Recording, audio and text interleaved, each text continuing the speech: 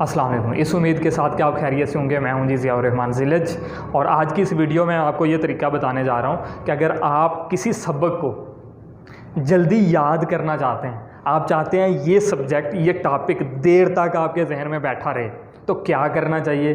انتہائی زبردست فارمولہ، وہ فارمولہ جو مجھے اپنی والدہ سے سیکھنے کو ملا۔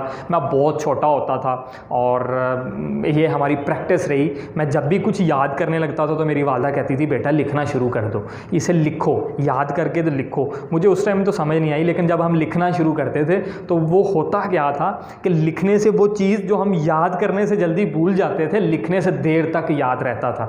تو یہ چھوٹے ہوتے سے یہ پریکٹس رہی، اور ہم نے جب کسی سبق کو، کسی ٹاپک کو دیر تک یاد رکھنا ہوتا تھا تو یاد کرنے کے بعد، اسے ایک دفعہ پڑھنے کے بعد، 2 دفعہ پڑھنے کے بعد اسے لکھ لیا کرتے تھے۔ لکھنے کے بعد چیک کرتے تھے جو یاد کیا کیا ویسا لکھا ہے ہم نے، اگر ویسا لکھا ہوتا تو ٹھیک، نہیں تو ایک دفعہ پھر پڑھتے تھے، پھر لکھتے تھے، اور وہ ہمیشہ کے لیے ذہن نشین ہو جاتا تھا۔ میں یونیورسٹی آیا، ٹیچنگ کرنا شروع کی، بچوں کو پڑھانا شروع کیا، تو میں بچوں کو لکھنے کا نہیں کہتا ہوتا تھا، بلکہ میں کہتا تھا لکھنا چھوڑ دیں جی، صرف میری بات کو توجہ سے سنیں تاکہ آپ کے ذہن میں بیٹھ جائے۔ لیکن شاید میں غلط تھا۔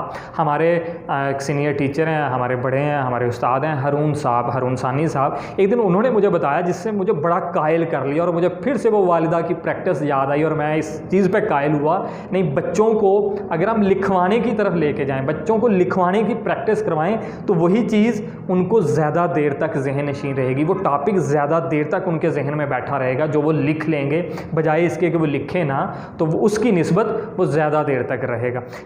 ہارون ثانی صاحب نے مجھے کیسے کنونس کیا اس حوالے سے، انہوں نے قرآن پاک کی ایک آیت کوٹ کی کہ اللہ پاک نے قرآن پاک میں فرمایا علامہ بالقلم، یعنی ہم نے انسان کو علم قلم کے ذریعے سکھایا۔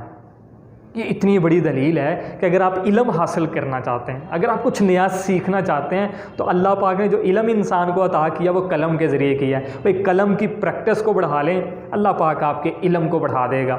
اگر آپ قلم سے دور ہو جائیں گے تو آپ کو علم سے دور کر دیا جائے گا۔ اگر آپ اپنے علم کو بڑھانا چاہتے ہیں، کسی چیز کو زیادہ دیر تک اپنے ذہن میں ذہن نشین رکھنا چاہتے ہیں، تو قلم کی طاقت کا استعمال کیجئے، قلم کا استعمال کیجئے۔ جتنا زیادہ لکھیں گے، اتنا زیادہ آپ کا علم بڑھا دیا جائے گا، اتنا زیادہ وہ آپ کے لیے، آپ کے ذہن میں محفوظ ہو جائے گا۔ آپ بھی کسی سبجیکٹ کو، کسی ٹاپک کو زیادہ دیر تک ذہن میں رکھنا چاہتے ہیں، محفوظ کرنا چاہتے ہیں، تو لکھنے کی عادت ڈال لیجئے۔ اپنا بہت سارا خیال رکھیے گا۔ اللہ حافظ۔